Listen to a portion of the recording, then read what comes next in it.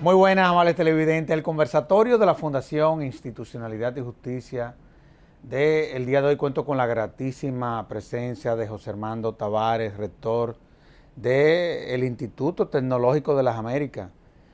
José Armando, en nombre de la Fundación, la verdad es que es un grato honor tenerte aquí en el conversatorio, sobre todo en un momento en donde se está hablando tanto de lo que tú más dominas en tu vida, que es la educación. Así que, en nombre de la Fundación, muchísimas gracias por haber estado o estar aquí con nosotros.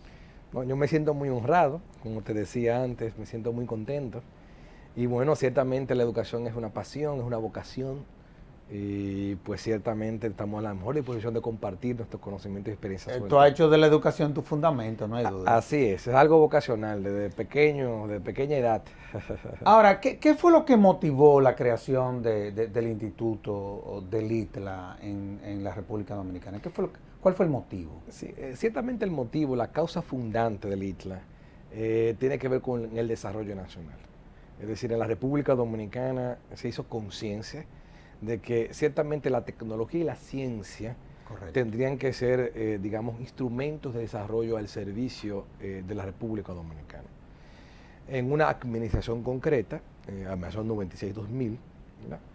Pues algunos técnicos, expertos que acompañan al entonces presidente Fernández en sus recorridos por Asia, Singapur, Taiwán, esos países asiáticos, han utilizado muy bien la tecnología como motor de desarrollo. Y bueno, pues inspirados, digamos, en esas mejores prácticas, ciertamente pues el ITLA es fruto de una iniciativa concreta, de tantas, pero una iniciativa en particular, sobre todo de aportar los cuadros técnicos, profesionales, Claro. especialistas en el tema de la tecnología de la información y comunicación. Ahora, cuando uno va y lee los presupuestos de nuestras universidades, por ejemplo, los presupuestos de nuestras escuelas, uno ve que todo lo que tiene que ver con tecnología y todo lo que tiene que ver con ciencia e investigación, la verdad es que muchas veces, por ejemplo, la UAS, menos de un 1% se dedica a la tecnología y a la investigación. Y eso no deja de ser el reflejo de cuál es la situación real. ¿Cuál ha sido la contribución del ITLA como para ver de qué forma, o sea, nuestros centros educativos entienden que sin tecnología no hay desarrollo? Sin tecnología no hay desarrollo, de hecho se debería convertir en el eslogan nacional. La República Dominicana, en nuestra opinión, cuenta con talento humano. Claro. De hecho, las variables económicas, demográficas, las características propias de un país como el nuestro, dan por todos los datos que la vía es de formar bien a la gente. Es decir, crear talento, crear ingenieros, crear buenos científicos que produzcan conocimiento. En el caso del ITLA en particular, lo que hemos hecho es hacer mucho con poco. Claro. Porque obviamente desde el punto de vista presupuestario no tenemos muchos recursos, pero uno con buena gerencia, con buena inteligencia puede hacer muchas cosas. ¿Qué hacemos en particular? Trabajamos en la parte de innovación aplicada. Las universidades tienen como una de sus funciones más importantes la parte de investigación y desarrollo. En el caso del ITLA en particular, trabaja mucho con innovación aplicada. ¿Qué significa? Que nosotros formamos a la juventud talentosa de la República Dominicana, desarrollamos en ellos habilidades prácticas tecnológicas y les invitamos a utilizar esas habilidades tecnológicas en el desarrollo de productos y servicios con potencial de comercialización. Me explico. Finjos necesitan una aplicación, pero una aplicación de Finjos, una aplicación para un dispositivo móvil, ya sea tableta o teléfono inteligente. Claro. Que permita actualizar de manera automática las leyes que se van evacuando, como se llame, que se van, digamos que aprobando, divulgando en Gaceta Oficial a través del Congreso, etc. Es decir, estamos dando un servicio a un gremio, como son los abogados a nivel nacional, y a cualquier abogado le interesaría tener a mano de un clic, a mano de un teléfono, a la distancia de un teléfono móvil, digamos, las últimas noticias, las últimas actualizaciones de leyes que tiene que dominar y que tiene que conocer para mantenerse actualizado. Ahí estamos hablando de tecnología aplicada a solucionar una necesidad concreta, que es la de los abogados mantenerse actualizados. Entonces, en ese tipo de desarrollo de aplicaciones, en ese tipo de desarrollo de tecnología que el ITLA ha hecho su aporte, De hecho, el Premio Nacional de la Juventud en el campo tecnológico lo tiene un egresado nuestro. Qué bien. En el año pasado, pues los premios en términos de innovación tecnológica del MESIT, el egresado, el estudiante que ganó el premio y una dotación que se le dio para hacer como capital semilla para desarrollar el prototipo de un producto que corrige con un producto desarrollado con elementos de reciclaje, corrige las filtraciones de los techos, fue desarrollado por un joven nuestro. Es decir, así te puedo contar una veintena de jóvenes que desarrollan ese tipo de soluciones. ¿Qué porcentaje del presupuesto de cualquier institución dirigida a la investigación, a la ciencia, a la tecnología, debe de implementar en todo lo que tiene que ver con tecnología, ciencia e investigación? Muy buena pregunta, muy buena pregunta. De hecho, los indicadores de inversión en investigación, desarrollo, innovación, son indicadores que se toman en cuenta para Por eso te hago la pregunta. El índice de competitividad mundial, el desarrollo de los pueblos. A nivel nacional, una inversión que ande por los 3-4% del PIB es una inversión fantástica. En el caso particular de la República Dominicana, nosotros no llegamos ni al 1%. De hecho, en el plan estratégico de ciencia y tecnología, la meta para el 2020, me parece, es llegar a 0.5% del PIB en inversión de tanto público como privada de investigación y desarrollo. En el caso particular, que es tu pregunta muy pertinente y muy sabia, ¿cuánto las universidades tienen que invertir? El 33% de su presupuesto debería estar invertido en la labor de investigación y desarrollo. ¿Por qué? Porque en la universidad son las instituciones de educación superior las que hacen y deben hacer investigación y desarrollo en las naciones. Claro. Salvando las distancias, pero siempre hay que ver hacia las mejores prácticas nacionales e internacionales. Las Ivy Leagues, las famosas universidades de prestigio de Estados Unidos, donde se hace mejor educación superior en el mundo y se hace mejor investigación y desarrollo en el mundo, el 33% del presupuesto que maneja una universidad anual viene precisamente de proyectos de investigación y desarrollo, fuente de financiamiento para la universidad, tanto del sector privado como del sector público.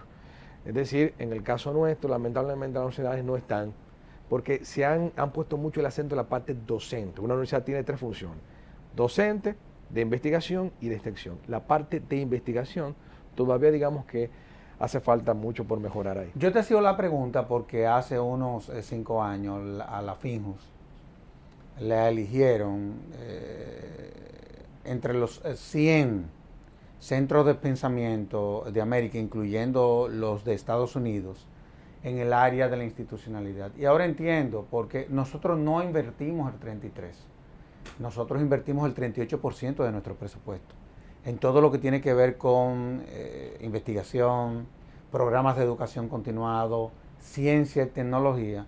Y no hay duda de que ese no deja de ser un issue que te coloca en una posición de ventaja. Excelente. Y eso también se refleja en lo que son por ejemplo, tus niveles de publicaciones, tus niveles de aportes, en fin. Ahora, hay un término que yo quiero que tú se lo expliques. Este es un programa educativo, que es parte de los componentes de los programas de educación continuada de la Fundación. Cuando se habla de gobierno 2.0, ¿de qué es de lo que se trata? O sea, sobre todo en sistemas democráticos, en lo que tiene que ver con la tecnología, ciencia e investigación. ¿A qué nosotros nos referimos con eso? Sí. El término ha ido evolucionando. Ya. Como tú bien dices, gobierno 2.0. ¿Por dónde anda ya? Bueno, están integrando bajo el mismo concepto, del concepto de gobierno abierto. Correcto. Están integrando el eje de tecnología aplicada a la administración pública. ¿Y cuál es la dimensión del gobierno abierto? O sea, ¿a qué tú te refieres? El gobierno abierto tiene básicamente 3 dimensiones: la parte de transparencia, correcto, la parte de participación ciudadana, democracia participativa, correcto, y también, correcto, la parte de rendición de cuentas. Entonces, es un enfoque que busca que el gobierno, la administración pública sobre todo, haga uso precisamente de todas esas cosas que ha hecho posible, claro, en mi opinión, la tecnología de información y comunicación en los últimos 10 años. Pero el término gobierno 2.0, gobierno web, o gobierno abierto como se le quiera llamar, o gobierno electrónico como se le quiera llamar, es la utilización, cuando se habla de 2.0, de lo que son las redes sociales, que es un componente del Internet, para aumentar y garantizar la participación equitativa, inclusiva, masiva del ciudadano en las tomas de decisiones del sector público. Me explico. El gobierno quiere, por ejemplo, debatir el pacto educativo, precisamente. Perfectamente hubiera implementado una herramienta participativa de esas con enfoque 2.0, es decir, ese mismo enfoque que utiliza Twitter y Facebook, y pedir que de manera colaborativa se construyera el documento final del pacto educativo. ¿Cuáles son los beneficios que esto supone? Eso es transparencia absoluta. Ahí no se pierde un párrafo ni una oración en un trámite de un papel de una mano. Ni cosas que fueron consensuadas, por ejemplo, después aparecen como que fue la que se terminaron aprobando. Exactamente. Eso no es posible. No es posible porque es que el documento está en línea. Y cualquier ciudadano de a pie tiene acceso al documento. Eso es transparencia radical. Entonces tú utilizas las redes sociales, en el caso particular de lo que es gobierno 2.0, para maximizar la participación y la rendición de cuentas del sector público.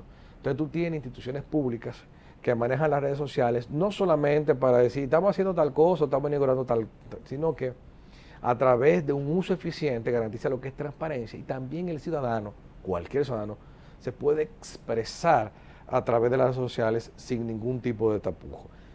Que eso supone obviamente muchos desafíos, porque cualquier persona puede darle un mention al presidente de la República en su cuenta de Twitter, @DaniloMedina, y decirle, presidente, yo no estoy de acuerdo con eso, por esto y esto y esto.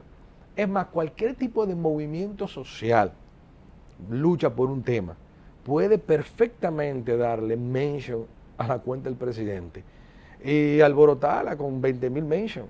De hecho, yo he sido testigo de realidades sociales recientes donde los jóvenes pues le dan su mention, como cuando se habla de mention para los amigos televidentes, en Twitter es poner @ cuenta de Twitter del presidente y explicar adelante o detrás cuál es tu demanda, cuál es tu sugerencia, y también no solamente la parte mala, sino también la parte de felicitación. Eso es participación ciudadana a la máxima expresión. No, y además yo creo que no deja de ser un deber constitucional, porque en el marco de la reforma constitucional, uno de los fundamentos, de los principios sobre el cual se sustenta la Constitución del 2010 es el de la participación de la ciudadanía en todos estos procesos de construcción de la democracia dominicana. Ahora, tú hablaste por el Pacto por la Educación. Bueno, que participamos ahí. Cada quien haciendo sus aportes. Aun cuando ese no es un fuerte, aun cuando nosotros implementamos programas de educación continuada, obviamente eso tiene sus sectores que han venido trabajando documentos como eso, que fueron los que jugaron, yo diría que el protagonismo, y era quienes lo tenían que jugar. Sin embargo, el que quería hacer sus aportes lo hizo. Por lo menos nosotros como fundación lo hicimos. Y fueron acogidos todos. ¿Cómo queda el componente tecnológico en el Pacto por la Educación? El componente tecnológico, de hecho, en los primeros debates, se requirió de que fuera más explícito en las propuestas tanto de gobierno como las demás propuestas o consultas que se hicieron a la sociedad en general y también a los expertos y a las instituciones. Claro, la respuesta de los técnicos es una respuesta que de alguna manera uno comparte, es que la tecnología es un eje transversal a todos los 10 temas, que fueron los 10 temas sobre los cuales se trabajó el documento final de pacto. Entonces, yo soy ingeniero de sistemas, mi especialización a nivel de doctorado es en la parte de software, es decir, la educación y sobre todo la educación en tecnología y técnica es mi pasión y ha sido mi vida durante mis últimos 25, 30 años de vida. El tema es que al ponerlo como eje transversal, que es un aporte que aprovecho para hacerlo aquí gracias a tu pregunta, no quedan claros, o que no quedan tan claros cuáles son las iniciativas que se están utilizando o que se van a implementar para modernizar, por un lado, el sistema educativo, que es un tema, y cómo podemos utilizar la tecnología como herramienta para mejorar la calidad educativa, que es otro tema. Es decir, una cosa es la modernización del sistema, la utilización, como en otros países de Latinoamérica, hay países como Chile, como Colombia, Sí, que tienen Eso es impresionante. tienen montado Eso es un impresionante. sistema. Y Brasil también. Y Brasil tiene montado un sistema virtual basado en cuadro integral de comando, con Eso es indicadores, impresionante. donde el presidente de la República entra al portal y rápidamente sabe cuántos muchachos sacaron más de 90 puntos en matemática en San Juan de la Maguana. ¿Y qué fue lo que pasó con lo que no lo sacaron? Y qué pasó, o sea, todo virtualizado. O sea, aquí sé que hay un sistema que todavía está por implementarse en su totalidad, que es un sistema de creación de centros. Ahí se está poniendo la base de datos, la parte de lo que es la gestión docente, la parte de lo que es la parte de los estudiantes, se está tratando de montar ahí, se ha hecho avances. Pero todo el tema de modernización de la educación, del sistema educativo, la modernización Tiene que ser mejor definido. sí, tiene que tener necesariamente un plan particular, en nuestra humilde opinión. Y en la parte de lo que es tecnología aplicada a lo que es la pedagogía, que ya es otro gran tema interesantísimo. No solamente informática educativa traducida a laboratorios de informática en todas las escuelas de la República Dominicana. Eso es fase cero.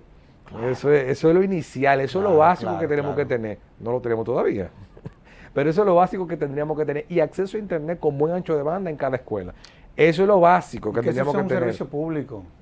Eso es lo todo básico. El país. Y eso tendríamos que tenerlo en todos los centros educativos de la República Dominicana. Dios. Pero no hoy, hace 5 años. Yo diría que hace 10 años que exactamente. Es una agenda pendiente. Ahora, tú hablas de los softwares, tal hardware. Pero, por ejemplo, nosotros los abogados manejamos mucho más que esos términos tecnológicos.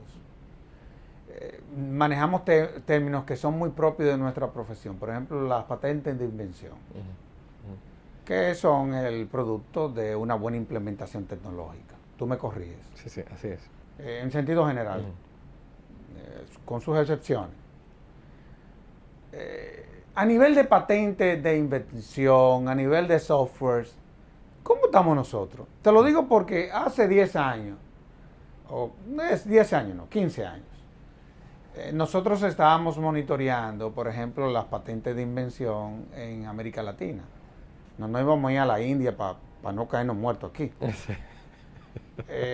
Pero nos encontramos, por ejemplo, que patentes de invención solamente anualmente se registraban 7, 6, un año se registraron 2. Y cuando vimos que IBM solamente en un año había registrado 2.700, IBM, 2.700 patentes, la verdad es que eso como que pone nervioso a cualquiera. Entonces, quisimos tener para ver si nos salvábamos y luchábamos en pareja. Digo yo, bueno, pero vamos a ver, agarrar todos los países de Latinoamérica, a ver si por lo menos como continente tenemos más patentes que la IBM. Oye, y eso me dio a mí ganas de llorar, ¿no? No subábamos 200 patentes, incluyendo la UNAP en México, en fin. ¿Cómo va la cosa? Bueno, realmente ahí tenemos, estamos en una fase, digamos, de línea base, para ponerlo bonito, ¿verdad? Para vamos a ver. Bonito. El indicador patente de invención, como tú bien lo dices, es un indicador fundamental para medir la capacidad de creación de nuevo conocimiento que tiene una nación. En una sociedad del conocimiento, por tanto, la patente de invención es uno de los indicadores principales para medir el nivel de desarrollo de ese país. O sea, si una sociedad no tiene capacidad para crear conocimiento, no será jamás competitiva y mucho menos desarrollada, y no podrá jamás darle un buen nivel, una buena calidad de vida a su gente. Eso es fundamental ya en este siglo XXI. ¿Qué pasa con lo que son las patentes de software que tú preguntas? Aquí hay dos elementos interesantes, que es un elemento legal, es un elemento interesante, es un elemento de ustedes, de Finjo, es cierto, que es el tema de que el modelo legal nuestro es un modelo basado en el modelo europeo, no en el americano. Es cierto que dije, bueno, pero cambiemos las reglas y vamos a aumentarlas. No estoy diciendo eso, pero ciertamente es un issue, o sea, es un tema. Pero fíjate lo ingenioso que somos y te voy a decir de dónde viene Sí. eso. No, Entonces, sí, sí. bueno, pues entonces eso quiere decir que nosotros no registramos patentes de software. Eso es increíble. La patente de software es un modelo legal de protección del código fuente de los software que se aplica en Estados Unidos y casi siempre es solamente en Estados Unidos. Lo que pasó fue, y son de las cosas que no han roto la cabeza a mucho de lo que hemos entendido, que la única forma de uno progresar en la vida es sobre la base de la tecnología y el conocimiento. Cuando todo esto se inventó, cuando Duarte, bueno, nos independizó y más adelante nos invadieron, antes la invasión haitiana, asumimos los códigos napoleónicos. Pero cuando llega Duarte, la Constitución no se fundamenta sobre la visión europea, sino sobre la Constitución norteamericana. Entonces nosotros teníamos una codificación francesa con una constitución inspirada en la Constitución norteamericana, y ahí comenzamos a chocar. Entonces también chocamos porque ¿quién es el principal socio comercial nuestro? Estados Unidos. Y por eso es que tú ves que hemos tenido que reformular una serie de cosas y reinventarnos a los fines de ver cómo, desde el punto de vista de esta visión moderna de hacer negocio, bueno, pues nosotros somos competitivos. Pero lo que tú estás planteando es el reflejo de una realidad. Y escúchame que te haya... No, es fantástico, porque así se entiende mejor de dónde viene la situación. Bueno, algunos dirán, bueno, pero entonces eso es un tema de modificar la ley y por tanto automáticamente al año siguiente veremos cómo aumentan las patentes de software en la República Dominicana. Bueno, hay un issue a nivel de legal, porque como tú bien dices, o sea, el conocimiento debe ser protegido para poder ser explotado comercialmente. Claro. Y obviamente la labor de los abogados, expertos en el tema, es de primerísima importancia.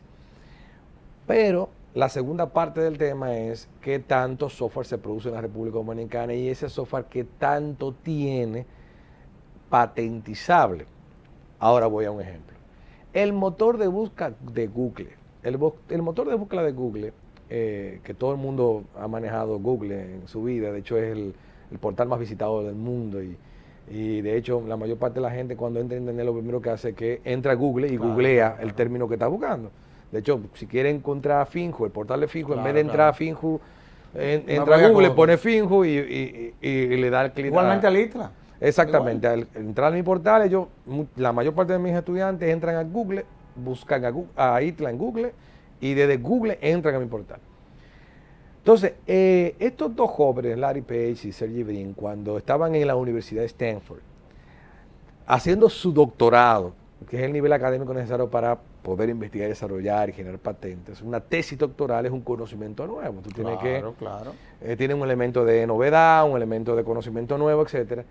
El tema de la tesis doctoral de ellos es precisamente desarrollar un algoritmo de búsqueda de la información en Internet que fuera eficiente, rápido, bla, bla.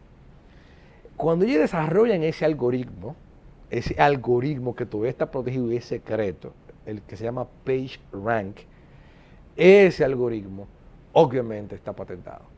Ya. Eso quiere decir que cuando tú desarrollas un algoritmo que cualquier persona ve, que son líneas de programación, lo ve, dice, pero esto aplica la ley de la onda, la derecho de autor, esto es texto, esto son líneas, gente que escribió eso y esto es un papel. No, es que lo que se expresa el algoritmo es un modelo aritmético, lógico, que de alguna manera tiene que protegerse, porque esa es la base del negocio de Google. En el caso de la República Dominicana, ya para terminar la respuesta, es que los jóvenes están desarrollando software. La juventud dominicana, fundamentalmente juventud dominicana, se está haciendo mucho producto de software, pero todavía le falta ese elemento de innovación, de invención, de desarrollos de algoritmos que de alguna manera no haya sido desarrollado en otra parte del mundo. Esa parte, ese componente que se debe a ese nivel, haría falta todavía. Está faltando orientación en ese sentido. Te lo digo porque este es uno de los países más ingeniosos del mundo. O sea, al dominicano le gusta inventarlo todo. Esa es la verdad. ya sea por casualidad o porque por temperamento es inquieto, pero la verdad es que las cosas que se descubren aquí, te lo digo porque recientemente hablaba yo con un amigo y me decía que una determinada máquina solamente se había descubierto en Londres, que en todo lo que era el uso de la misma, solamente se podían hacer 5 fraudes. Aquí se inventaron 15 más. O sea, somos ingeniosos, pero generalmente nos falta orientación. De todos modos, vamos a hacer una pausa y de inmediato volvemos con este interesantísimo programa.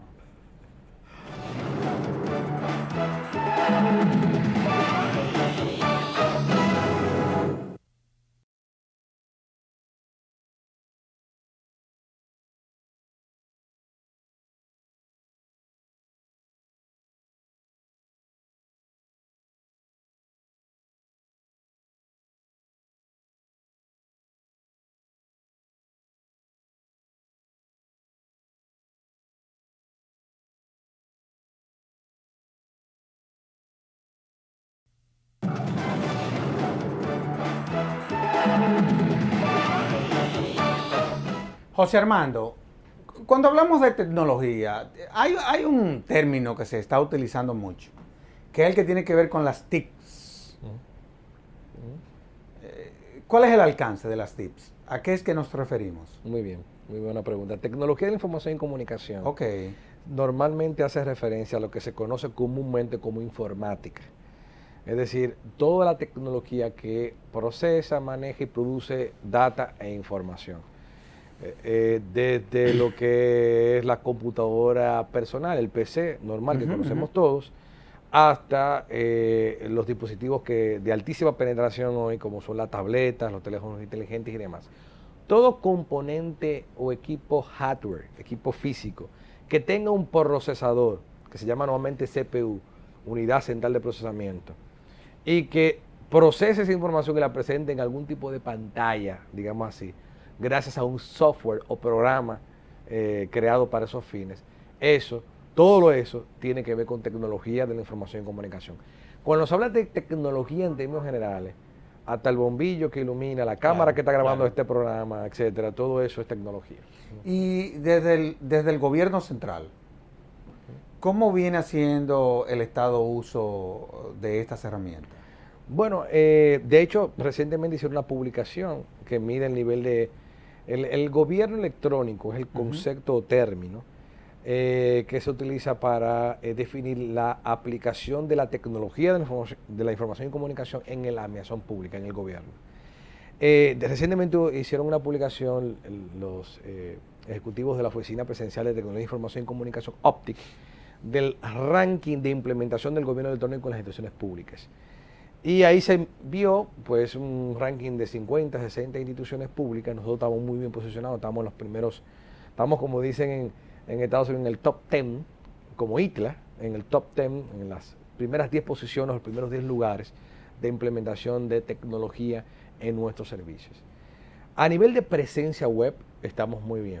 Es decir, la data que yo he manejado, porque inclusive he escrito artículos en mi blog, josearmando.do, es que a nivel de presencia web del gobierno central y descentralizado estamos en más de un 80% con presencia web. Presencia web significa un portal, información ahí, hay que ver si es transaccional el portal, o sea, si tú puedes hacer consulta y te devuelven por ahí, o puedes solicitar un servicio web. Ahí estamos bastante bien a nivel de gobierno.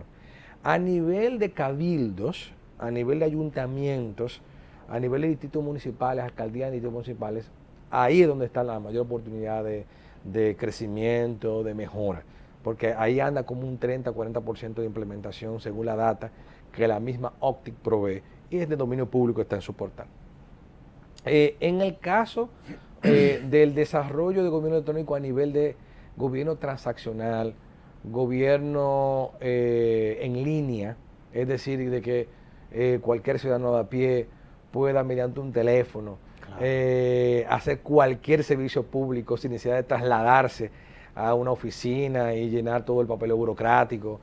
lo que soñamos todos, que yo no tenga que introducir o que no tenga que llenar un formulario en todas las oficinas públicas diferentes, ¿no? Porque, señores, pero si yo nací y la Junta Central Electoral tiene mi data, mi información de cuándo nací, dónde nací, quién soy yo, que esa información se comparta en todas las gestiones públicas y se haga uso. Sí, pero acuérdate que hay una cultura del secretismo. Sí, un chivismo dominicano. Sí, eso es parte de la idiosincrasia que viene acuérdate que a nosotros, aquí viene la figura del gobernador, que ese hombre era el juez, el que gobernaba, el que te metía preso. Y entonces ese autoritarismo que es muy propio de cada uno de nosotros, la verdad es que se refleja en todas estas cosas. Y el chivismo dominicano no solamente se da aquí. En Estados Unidos se llama un poquito más sofisticado y se habla el efecto del Big Brother. Sí. Que también en Estados Unidos hay un celo hacia la información privada, no, espérate, ¿qué tú haces con mi data? De hecho, a nivel de gobierno se está haciendo mucho esfuerzo con lo que es la iniciativa de gobierno abierto, la parte de lo que es datos abiertos. Es la idea de estandarizar la data gubernamental, tu información es la mía, todo lo que tú eres y yo soy y todos los que nos escuchan son, el gobierno tiene poder, tiene toda esa información, tiene toda la información de nuestra vida. Entonces, ¿qué haces tú con mi información? Entonces, la tecnología obviamente es la que permite que el gobierno maneje mi información y acceda a mi información y de qué manera maneja mi información. Entonces, en ese sentido, a nivel de gobierno, la tecnología de información y comunicación tiene la oportunidad de seguir creciendo y llegar a esos niveles de eficiencia de servicio público al ciudadano. ¿Y cómo tú evalúas, por ejemplo, las interconexiones? Ya desde el punto de vista de las interconexiones como derecho fundamental. O sea, ¿hemos avanzado en ese sentido? No, es una tarea pendiente. La interoperabilidad entre agencias de gobierno es un tema que precisamente se está empezando a debatir desde hace 2 años para acá. El país se hace firmante de la Alianza por el Gobierno Abierto. Por eso te hago la pregunta. Y eso está dentro de la agenda de esa alianza, digamos.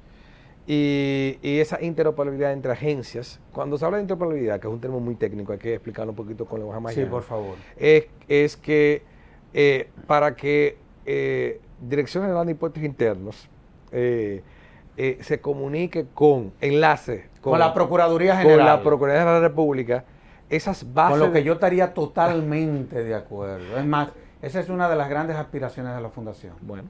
¿Tú sabes para qué? Sí. Para todo lo que tiene que ver con el delito de lavado. Interesante. Por ejemplo, en el caso tuyo y mío, que pagamos todos nuestros impuestos, porque creemos en eso, de que hay que pagar los impuestos. Exactamente, muy bien. Muchas veces uno, inclusive hasta para cambiar el carro, se lo tiene que informar a la Dirección General de Impuestos Internos, pero a veces tú ves gente que no tiene cómo justificar lo que tienen. No, vemos cómo hacen operaciones de manera libre y nunca el Estado es capaz de solicitarle ningún tipo de información. O sea, yo estoy aspirando, y por eso te hacía la pregunta, a que mecanismos como esos, real y efectivamente lo hagamos realidad, porque la verdad es que hasta como herramienta para combatir la criminalidad. Excelente, claro que sí. Es fantástica. Sí, claro que sí. O sea, la tecnología hace precisamente ese gran aporte a la transparencia, al combate a la delincuencia, etcétera. Si la Dirección General de Impuestos Internos con Procuraduría quieren intercomunicarse, eso se hace con tecnología. Muy bien, muy bien. Entonces, ¿qué tienen que ponerse de acuerdo? Procuraduría y la Dirección General de Impuestos Internos para que la base de datos, que es el centro de la data, que hace posible que eso que tú planteabas se realice, esté en el mismo formato.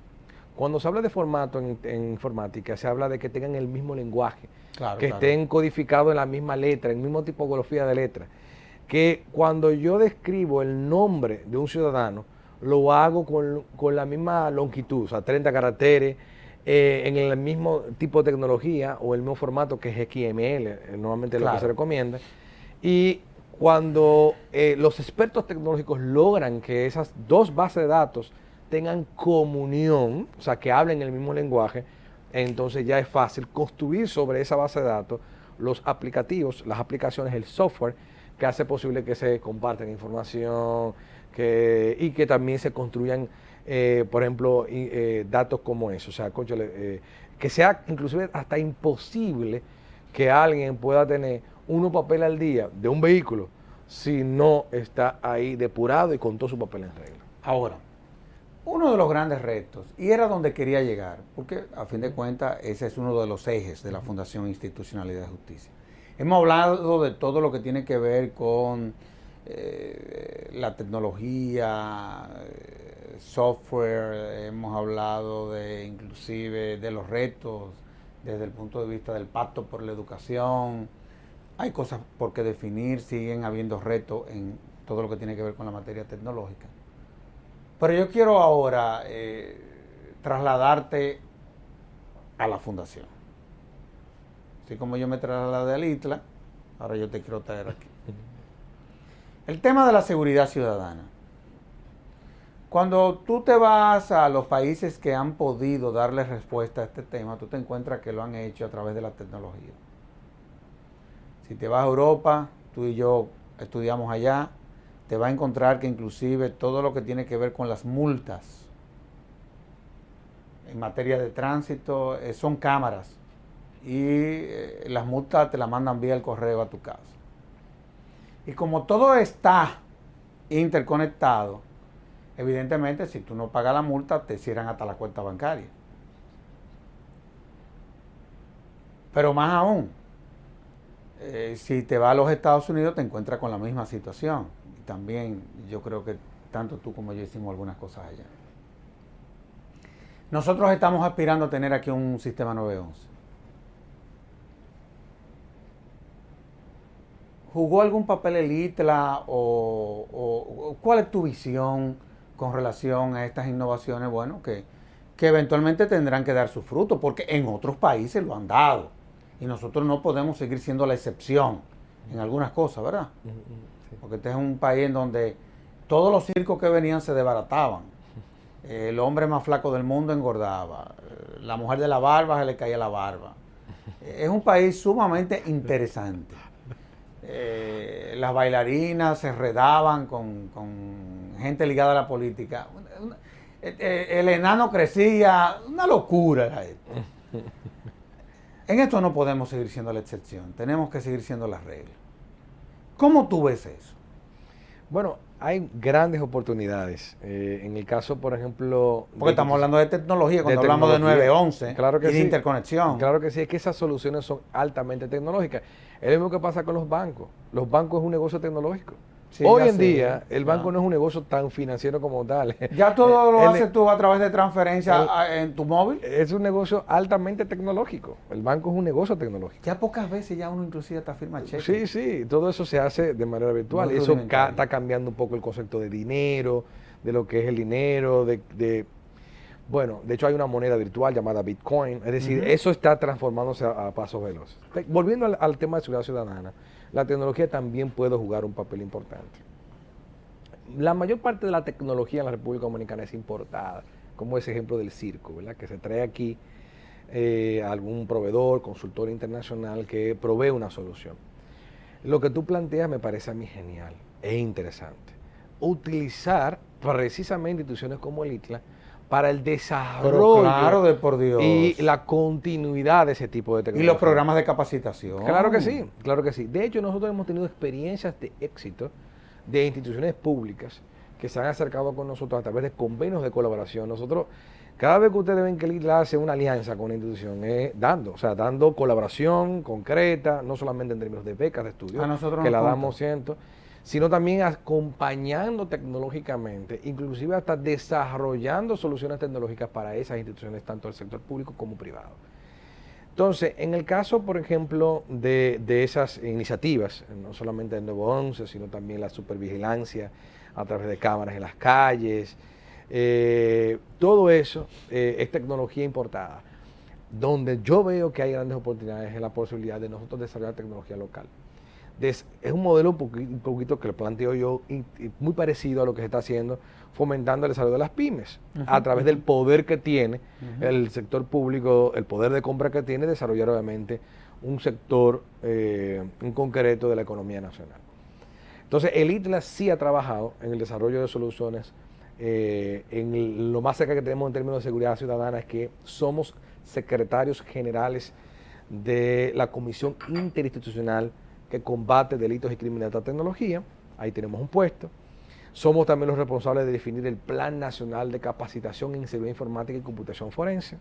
Es que tiene más como la parte de lo que es el Ministerio Público, políticas, obviamente, no solamente de seguridad nacional, sino delito informático. Sí, me consta, me consta. Y ahí hemos hecho, digamos que, importantes contribuciones, inclusive a casos, nuestros técnicos y expertos, a la solución de casos en términos, por ejemplo, de imagen forense, Claro. que hay mucho de imagen y audio que debe ser depurado en laboratorios sofisticados para que se vea mejor la imagen, así el Ministerio Público pueda pues instrumentar obviamente un caso mejor instrumentado, lo que es la evidencia digital, y así pues que pueda obviamente combatirse ese tipo de delitos. En términos de ese espacio, nosotros hemos hecho un gran aporte. Ahí está presente la Fuerza Armada, la Policía Nacional por medio del DICAP, etc. Oye, qué bien. Y aparte de esas cosas, otras iniciativas. Pero yo creo que el aporte de tu pregunta es fantástico. Y de hecho es una gran oportunidad que tiene la República Dominicana de fomentar el desarrollo de soluciones tecnológicas autóctonas desde instituciones como el ITLA. No, porque déjame decirte lo siguiente. Por ejemplo, nosotros tenemos un acuerdo con el ITLA. Y, por ejemplo, todo lo que tiene que ver con los programas de educación virtual que estamos diseñando, el ITLA es el que ha venido asesorando a la fundación. Es decir, nosotros conocemos, o sea, no solamente la fortaleza del instituto, sino que real y efectivamente, o sea, es una herramienta que yo pienso que el Estado Dominicano e inclusive hasta el propio sector privado deberían de utilizar más. Ahora, cuando uno habla de tecnología, todo tiene un riesgo. Por ejemplo, hablábamos del tema de la seguridad. Vimos cómo, y estamos conscientes porque es así, el Estado tiene la información, inclusive de los componentes del ADN tuyo y mío y de todos los que vivimos aquí. El 911 tiene unos componentes que, bueno, yo aspiro a que por lo menos la habitación o mi recámara me la respeten. Es una cosa impresionante. Impresionante en honor a la verdad. Estas cosas tienen sus riesgos también. ¿Cuáles son los riesgos de que utilizando más la tecnología, cosas que pueden contribuir a la solución del problema se conviertan no en la solución, sino en un componente del problema que pretende darle solución? Sí. Hay obviamente un nivel de poder delegado que uno da. Por eso en el ITLA damos 4 éticas a los informáticos, a nuestros estudiantes y a nuestros muchachos, los formamos en eso, porque ciertamente el informático, experto en tecnología, en un momento dado se convierte en un hombre poderoso, poderoso. A la interno de las organizaciones, porque ya los teléfonos celulares, y tú lo sabes, y el que no lo sepa, que lo aprenda en este programa, no solamente ya saben dónde tú estás, sí, sino también, aun cuando tú lo apagas, oyen lo que tú estás hablando. Pero lo terrible de todo esto es que muchas veces ni siquiera esos monitoreos vienen del propio Estado, sí, sino de personas que desde la sociedad operan una serie de softwares. Oye, que yo he llegado a la conclusión de que a través de mi teléfono celular, yo lo que mando son mandados a través de ellos. Sí, no. Sí, la cosa que yo quiero que se sepan, yo la hablo por ahí.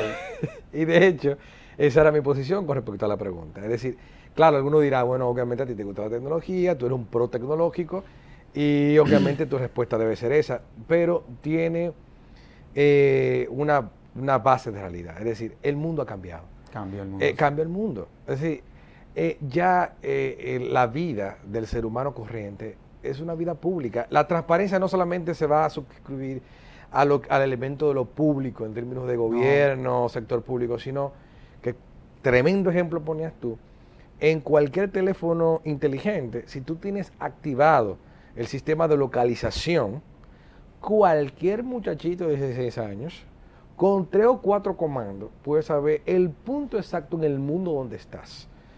Porque si tú conectas ese servicio de tu teléfono móvil, por ejemplo, hay un teléfono móvil, no digo la marca porque esto es un tema de promoción, Claro. que si usted tiene activado el tema de localización, usted puede, encuéntrame en mi teléfono, y te lo encuentra donde quiera que estés sin necesidad de tú llamar a la policía, al DICAC, que es una tecnología sofisticada para encontrar mi teléfono a ver dónde está el que me lo robó, o el que lo encontró si se me perdió. Es decir, cualquier persona, si eso Pero está eso combinado- para quienes se portan bien es una gran ventaja. sí, claro. Sí, porque por ejemplo, yo tengo el teléfono mío activado. Sí. Y honestamente lo que tiene que ver con la localización. Sí, ¿lo tiene activado? Sí, sí, claro. A mí me encanta que sepan dónde uno está. Porque esa es una forma hasta de que protejan a uno. Ya. Y la verdad es que eso no deja de ser para quienes se portan bien. Sí. No, es correcto. Entonces, eso se traduce a lo que el gobierno hace con nuestra información, con el poder que tiene, obviamente, de intervenir en la vida privada de los ciudadanos, que es un tema de altísimo debate y de gran preocupación a nivel de Europa, a nivel de Estados Unidos, donde en general la sociedad es más consciente de esos peligros. Ahora, desde el punto de vista del marco legal, porque nos quedan unos minutos, ¿qué le hace falta a la República Dominicana para no solamente proteger a los usuarios de la tecnología, sino también a quienes tienen la capacidad de la creación de softwares, de crear patentes de invención? ¿Qué hace falta para proteger todo esto? Bueno, de hecho, ahora la Ley General de Telecomunicaciones, combinado con la ley precisamente de combate, delito y crimen de tecnología, ambas leyes deben ser mejoradas, nuestra opinión humilde. De hecho, convocamos a la Convención Interinstitucional de Combate a Delito y Crimen de Tecnología para conocer la nueva propuesta de ley para mejorarla. Yo menciono la ley de telecomunicaciones porque hay en esas dos leyes puntos de encuentro Claro. que en momentos concretos tuvieron sus enfrentamientos y sus debates acalorados. Claro. En el pasado reciente, hace como un año, surgió el tema de hasta qué punto un juez puede ordenar... No, hasta qué punto el Indotel o una compañía de telecomunicación podía invadir informaciones personales de cualquier ciudadano. O sea, sin la autorización de un juez. Un ejemplo muy concreto, el que tú ponías, o sea, yo estoy texteando, como se dice comúnmente, mandando mi mensaje, hasta qué punto ese señor de ahí en esa empresa de telecomunicaciones concreta tiene acceso a todo lo que yo escribo, ni siquiera hablo, sino a todo lo que yo escribo. La propuesta era que se guardara esa información 2 años, para que a requerimiento del Ministerio Público pudiera hacer uso de eso. Pero claro, eso yo... Pero gracias a Dios eso lo declararon inconstitucional. Correcto, entonces, pero se da el caso, como un ejemplo medio chistoso, de que ciertamente se da el caso de que los técnicos que trabajan en los departamentos de seguridad informática de las telecomunicaciones muchas veces chequean la conversación de la novia, sí, hombre, entonces porque eso es poder. Entonces, al final lo que quiero decir es que me pareció genial ese tema, es que, número uno, mi opinión es que debemos de hacer conciencia cada vez más que el mundo cambió. Y que como tú bien decías, aquí lo que hay que caminar correcto, como lo hacemos tú y yo, caminar con transparencia. Porque a mí a veces me llaman y me dicen, no, porque estos teléfonos lo graban. Y yo le decía, pero estamos hablando ¿cuál es el problema? O sea, el que habla bien, el que no tiene hechas, no tiene sospechas. A no mí tiene me pueden miedos. grabar, yo no tengo ningún problema. Exactamente. Honestamente hablando. Exactamente. Es más, yo autorizo a que lo hagan. Y el mundo cambió. No tengo problema con eso. Y por tanto, tanto el gobierno como cualquier ciudadano de a pie tiene la posibilidad de acceder a información privada. Lo que hay que reforzar el marco legal cuando, obviamente, hay una violación a la intimidad de la persona, que es donde tienen que ser los escenarios que deben ser reforzados en las leyes. José Armando, el tiempo se agotó, es increíble. Pero yo creo que tendremos oportunidad para hacer otro programa que sin lugar a dudas resultará tan interesante como este. Así que en nombre de la Fundación te agradezco el que haya compartido todas estas innovaciones, porque eso es lo que son, con la sociedad dominicana, un tanto como para seguir empoderando a la ciudadanía de estas herramientas que son tan necesarias es imprescindible ya en el mundo actual. Así que muchísimas gracias. Igualmente, muchas gracias. Y a ustedes, amables televidentes, les decimos hasta la próxima, en donde estaremos en un nuevo conversatorio de la Fundación Institucionalidad y Justicia. Hasta entonces.